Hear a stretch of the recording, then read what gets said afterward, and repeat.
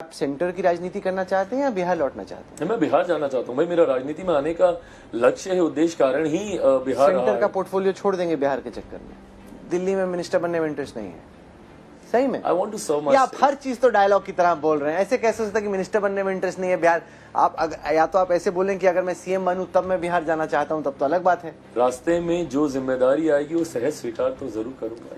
मैं जानना चाहता हूं, आपने कहा कि बिहार की राजनीति में इंटरेस्ट है, तो क्या आप सेंटर की राजनीति करना चाहते हैं या बिहार लौटना चाहते हैं? मैं बिहार जाना चाहता हूँ भाई। मेरा राजनीति में आने का लक्ष्य है, उद्देश्य कारण ही बिहार रहा सेंटर है। का पोर्टफोलियो छोड़ देंगे बिहार के चक्कर में? भाई मेरे लिए अभी बिहार विधानसभा के चुनाव मेरी प्राथमिकता नहीं, है। आप कहाँ रहना चाहते हैं? मैं बिहार में ज्यादा समय देना चाहता हूँ। दिल्ली में मिनिस्टर बनने में इंटरेस्ट नहीं है? सही में? आई वांट टू सर्व या आप माय हर चीज तो डायलॉग की तरह बोल रहे हैं? ऐसे कैसे हो सकता है कि मिनिस्टर बनने में इंटरेस्ट नहीं है बिहार? या तो आप ऐसे बोलें कि अगर मैं सीएम बनूं तब मैं बिहार जाना चाहता हूं, तब तो अलग बात है। मैं जिस उद्देश्य के साथ राजनीति में आया हूँ, मुंबई में मैं था, आप जानते ही हैं इस बात को। वहां पे मैंने देखा है बहुत क्लोज क्वार्टर से किस तरीके से बिहारियों को अपमानित किया जाता है। उस वक्त मैंने ये फैसला इसीलिए लिया था कि वापस अपने राज्य जाऊंगा और बिहार का खोया हुआ गौरव, बिहार की खोई हुई अस्मिता वापस लेकर आना है। उसकी लड़ाई है मेरी। तो ऐसे में ये मैं दिल्ली में रहकर तो ये लड़ाई नहीं लड़ सकता। बिहार फर्स्ट, बिहारी फर्स्ट के विजन के साथ मैं निकला हूँ। इसके लिए मुझे बिहार में ही रहकर अपने इस विजन को धरातल पर उतारना होगा। क्योंकि नीतीश कुमार जी की इनिंग्स एक तरीके से खत्म होने की दिशा में बढ़ रही है, पॉलिटिकल इनिंग्स की मैं बात कर रहा हूँ। तो आपको लगता है कि आपके लिए दरवाजा खुल सकता है वहां पे उसके बाद? मैं महत्वाकांक्षाओं में नहीं जी रहा भाई। मैं सिर्फ अपना काम करना चाहता हूँ पूरी ईमानदारी के साथ। रास्ते में जो जिम्मेदारी आएगी वो सहज स्वीकार तो जरूर करूंगा।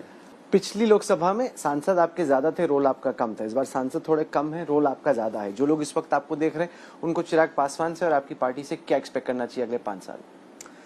वेल, ये एक्सपेक्ट करना चाहिए कि अगले 5 सालों में हम लोग सरकार में एक पहरेदार की तरह हैं। और ये बात, ये भूमिका हम लोग 2014 से निभाते आए हैं। किस चीज के? समाज के एक ऐसे शोषित वंचित वर्ग का रिप्रेजेंटेशन हम लोग की पार्टी करती है।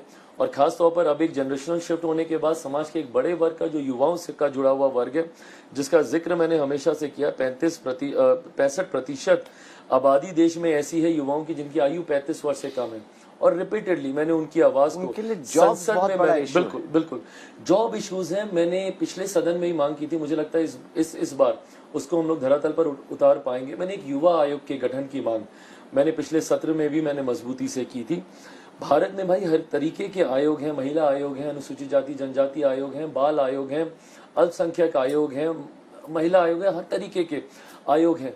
पर देश में जो सबसे बड़ी आबादी युवाओं की, अभी तक युवाओं के लिए कोई आयोग नहीं है। मैं चाहता हूं कि एक नेशनल यूथ कमीशन का गठन हो, एक राष्ट्रीय युवा आयोग का गठन हो, जो युवाओं से जुड़ी हुई हर समस्या पर अध्ययन करे, उसके ऊपर कार्य करे, उसको धरातल पर उतारने का काम करे। एक नोडल एजेंसी के तौर पर यह काम करे, जहां पे युवा अपनी समस्या के साथ जाए। हम लोग अभी भी क्या है ना, युवाओं को सिर्फ इस बात से जोड़कर देख लेते हैं कि युवा है या तो शिक्षा की समस्या होगी या नौकरी की समस्या होगी। बट कई ऐसे युवा हैं जो व्यवसाय में जाना चाहते हैं, जो खेल कूद में अपना करियर बनाना चाहते हैं, जो कला के क्षेत्र में अपना करियर बनाना चाहते हैं, बट उनके पास वो विकल्प नहीं है या वो रास्ता नहीं है कि कैसे वो जाए। तो ऐसे में ये युवा आयोग उनके लिए मददगार साबित होगा। इस सोच के साथ मैं इसका गठन करना चाहता हूं। तो अगले 5 साल युवाओं की आवाज को बुलंदी से उठाने का काम। और हम लोग की एक युवा पार्टी भी है भाई। मैंने कहा था लास्ट टाइम, MY समीकरण है मेरा भी महिला और युवाओं का।